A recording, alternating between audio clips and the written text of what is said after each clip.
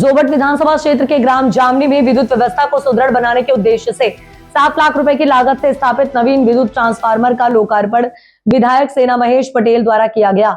इस अवसर पर ग्रामीणों ने ढोल नगाड़ों फूलमालाओं एवं पारंपरिक स्वागत के साथ विधायक का अभिनंदन किया।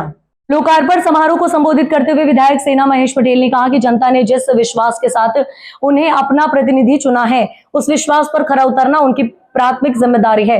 उन्होंने कहा, आपने मुझे चुना है, मैं आपके हर सुख दुख में आपके साथ खड़ी रहूंगी। क्षेत्र के विकास और जनता की समस्याओं के समाधान के लिए निरंतर संघर्ष करती रहूंगी। विधायक ने प्रदेश सरकार पर हमला बोलते हुए कहा कि आज प्रदेश के युवाओं का भविष्य अंधकार में धकेला जा रहा है। लगातार बढ़ती परीक्षाओं में पेपर लीक की घटनाओं से लाखों विद्यार्थियों और बेरोजगार युवाओं के सपने टूट रहे हैं। सरकार युवाओं को रोजगार देने में पूरी तरह विफल साबित हुई है। उन्होंने कहा कि एक ओर प्रदेश का युवा रोजगार के लिए दर दर भटक रहा है, वहीं दूसरी ओर महंगाई चरम पर है। डीजल, पेट्रोल, रसोई गैस एवं दैनिक उपयोग की वस्तुओं के दाम बढ़ते दामों ने आम जनता की कमर तोड़ दी है। किसान, मजदूर, व्यापारी और मध्यम वर्ग सभी महंगाई की मार झेलने को मजबूर हैं। विधायक सेना महेश पटेल ने कहा कि कांग्रेस पार्टी जनता के अधिकारों और हितों की लड़ाई लगातार लड़ती रहेगी तथा जोबट विधानसभा क्षेत्र के विकास के लिए हर संभव प्रयास किए जाएंगे। उन्होंने ग्रामीणों को आश्वस्त किया है कि क्षेत्र की बिजली, सड़क, पानी और अन्य मूलभूत समस्याओं के समाधान के लिए वे सदैव तत्पर रहेंगी।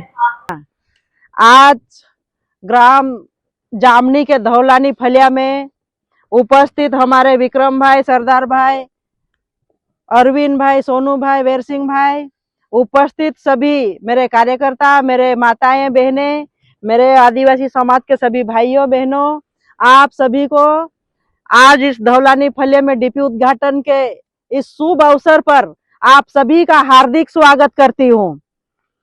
और जिस प्रकार से सभी ने जो बताया कि हमारा जो अरविंद भाई है, यहाँ का आपका सरपंच, ये हमेशा से आपके फलिया का नाम धौलानी फलिया करके बार बार मेरे को लेटर लिखते थे कि मेरे धौलानी फलिया में डीपी चाहिए, लाइट नहीं है, डीपी चाहिए। तो इनकी बात, ये सरपंच है, बहुत अच्छा भी काम कर रहे हैं। इनकी बात सुनकर मैंने लेटर लिखा और आज आपके ये धौलानी फलिया में ये 7 लाख की डीपी लग के तैयार हो गई है ना।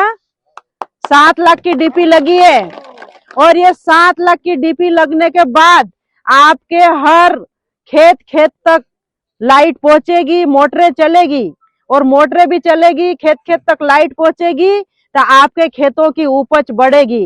गेहूं, चने सब आप लोग डालने में सक्षम हो जाओगे। अब लाइट मिल गई तो अब हमको हमारे खेतों में अच्छी मेहनत करना पड़ेगी, है ना। तो ये 7.5 लाख की जो डीपी है, इसको लगाने के लिए कई सालों से कितने नेता आए न गए, भाजपा के नेता आते न जाते और झूठे झूठे वादे कर देते कि रोड बना रहे हैं, कई डीपी लगा रहे हैं, न कई तो ऐसे खाली नारियल फोड़ के चल गए। क्या कई कितने नारियल फोड़ के माधव सिंह दादा चल गए, न कहीं विशाल रावत नारियल फोड़ते न चलते, न यहाँ डीपी भी नहीं दिखे, न कहीं रोड भी नहीं दिखे। तो ये भाजपा का काम ऐसा है। और कांग्रेस का काम कैसा है, पहले डीपी लगाएगी, आप सबको पहले बुलाएंगे, आपके सामने डीपी का भूमि पूजन करवाएंगे, उसके बाद में हम नारियल फोड़ते। हम करके बताने वाले कांग्रेस पार्टी के लोग। और भाजपा के लोग नारियल फोड़ के भगते, काम तो होता नहीं उनका। क्या उनको नारियल फोड़ने का शौक है और हमको काम करके बताने का शौक है। तो ये भाजपा और कांग्रेस में यही अंतर है कि हम वो डीपी लगाई, उसका नारियल फोड़ेंगे, हम रोड बनाएंगे तो उसका नारियल फोड़ेंगे, लेकिन भाजपा काम नहीं करेगी, सिर पर नारियल फोड़ने का काम करती है। तो ये अंतर आपको समझना पड़ेगा। तो अब आप समझ सकते हो ना कि जो हमको काम हमारी जमीन पे दिख रहा, जो दे रहा, हम उसके साथ खड़े रहेंगे। और आपने शुरू से कांग्रेस का साथ दिया है, आगे भी आपके सपोर्ट से कांग्रेस का ही विधायक बनेगा, है ना। ये मैं आपको बोलने आई हूँ। आज सुनो, आज आपके गांव में, शांति से पहले सुन लो, आपके गांव में अभी अरविंद भाई ने बोला है कि 2 फलिया और छूटे हुए हैं। एक फलिया में रोड का काम करवाना है, 2 फलिया छूटे हुए हैं। तो इसके पहले भी एक डीपी लगा दी, एक डीपी और इन्होंने लगवा ली। इसके बाद में जो भी फलिया छूट गए वो भी बहुत जल्दी रोड का भी काम करेंगे और डीपी लगाने का भी काम करूंगी। और एक रोड भी दिया आप लोगों को लिमड़ी फले में, ठीक है। तो 2-2 3-3 काम हर गांव में बांट रही हूँ। मैं चाहती हूँ कि कोई भी गांव वंचित ना रहे, इसलिए 2-3 काम तो मिल गए हैं। अभी हेडपंप की भी बात चल रही है। हेडपंप में थोड़ी सी दिक्कत ये आ रही कि कलेक्टर मैडम ने एक बात बोली है कि जहां 100 से 80 मकान या 150 मकान होंगे वहां पे हेडपंप खनन किया जाएगा। लेकिन हम आपकी परिस्थिति को देखते हुए कम से कम 50 मकान भी होंगे तो मैं हेडपंप खनन करवा दूंगी, उसकी भी चिंता बहनों आप मत करना, ठीक है।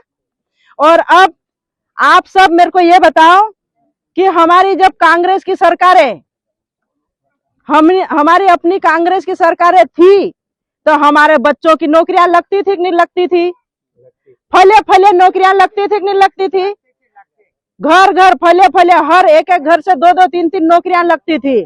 कांग्रेस वाले नौकरी लगाने का काम करते थे और बीजेपी वाले नौकरी उजाड़ने की काम कर रहे हैं। अभी आज की तारीख में आज हमारा किसान, आप सब किसान भाई हो, आज हमारे किसान भाई खाद बीज के लिए 15-15 दिन 1-1 महीने तक लाइन में लग के खड़े हो ले, लेकिन खाद बिल्कुल 2 थैली मिल रहा, किसी को 1 थैली मिल रहा। तो क्या हम इतनी बड़ी जमीन लेके बैठे तो क्या 2 थैली ने 3 थैली से काम चल जाएगा? नहीं चलेगा ना। तो ये भाजपा की सरकार हमको 2 थैली और 1 थैली में निपटाने में बैठेली। और हमारी कांग्रेस की सरकार थी तो महंगाई हमारा जो जिस प्रकार से डीजल, पेट्रोल, खाने का तेल, रसोई, जो गैस की टंकी वो 350 रुपए में कांग्रेस की सरकार में मिलती थी और खाने का तेल 25 रुपए लीटर मिलता था और मात्र डीजल 35 रुपए लीटर, पेट्रोल 50 रुपए से ज्यादा 1 लीटर के पैसे नहीं बढ़ाते थे। कांग्रेस हमेशा गरीबों के साथ खड़ी रहती थी। लेकिन आज क्या स्थिति हो गई आप सब देखो, भाजपा के राज में डीजल कितना हो गया? 125 रुपए लीटर। पेट्रोल कितना हो गया? 125 रुपए से भी ऊपर लीटर। और गैस की टंकी कितनी हो गई? 1000 से 1100 रुपए एक टंकी के। और खाद बीज का भाव और खाद बीज की स्थिति क्या हो गई? हमारे किसानों की कमर तोड़ दी। और हमारे जितने भी पूरे देश के बच्चे, मध्य प्रदेश के बच्चे जितनी भी परीक्षा देते हैं वह सभी परीक्षा कैसे किस प्रकार से वापस से फेल करते, वापस से लीकेज करते। आपने देखा होगा नीट की परीक्षा हो और दूसरी अन्य परीक्षा, हमारे बच्चे मेहनत करते रात दिन, लेकिन परीक्षा देने के जाते समय परीक्षा का पेपर लीक हो जाता है। तो कहीं न कहीं ये जो भाजपा की सरकारें हैं, ये सरकारें हम सब आदिवासी और सभी वर्गों को कभी आगे बढ़ने नहीं देना चाहती है, जिसका उदाहरण आज सबके सामने है। महंगाई, किसान, युवा सब परेशान है इनसे, और कितना परेशान है आप सब भी जानते हैं। और हमारे इस अलीराजपुर जिले में तो पूरे लोग बेचारे अपना आदिवासी पलायन करने चल जाते, गुजरात चल जाते। तो आप समझ सकते हो ना कि हमारे साथ जो हमारा भला करे ऐसे लोगों को वोट देना है आपको। जो हमारा अधिकार को छीन के ले जाए ऐसे लोगों को वोट नहीं करना। और वो लोग है भाजपा वाले ऐसे लोग हैं जो हमारा अधिकार छीनने का काम करते। आप सबको मालूम होगा जब मैं विधायक बनी और आपकी आवाज जमीन की मैंने विधानसभा में उठाई थी, और आज हमारी आपकी अपनी जमीन बची हुई है। अगर भाजपा वाले होते तो यह आपकी जमीन अधिकरण वाला, भूमि अधिकरण वाला काम अभी बड़ी बड़ी कंपनियां आके लग जाती और आपकी जमीन छीन लेते। लेकिन मैंने आपकी अपनी आवाज बन के विधानसभा में लड़ाई लड़ी और आज आपकी जमीन आपके हाथ में है। वरना आपको सब उजाड़ देते, गुजरात भेज देते, कहीं स्थापित कर देते और हमारी अपनी जमीन पे ये लोग फैक्ट्रियां लगा लेते। तो ये आपकी लड़ाई में लड़ रही कि नहीं लड़ रही? लड़ रही कि नहीं लड़ रही? तो फिर आपको किसके साथ खड़ा रहना चाहिए? कांग्रेस के साथ खड़ा रहना चाहिए कि नहीं? कांग्रेस के साथ खड़ा रहना। हमारी पुरानी कांग्रेस, इंदिरा माई की कांग्रेस, राजीव गांधी की कांग्रेस, और कांग्रेस हमारे आदिवासी गरीबों की कांग्रेस, और भाजपा आज हमको 2 ठेली के लिए लाइन लगा के खड़ा कर रखा। तो आपको समझना पड़ेगा, किसी की बात में नहीं आना अपने को, समझ रहे? हाँ, तो इसलिए मैं आज ये आपकी ये 7.5 लाख रुपए की डीपी का उद्घाटन कर रही हूँ।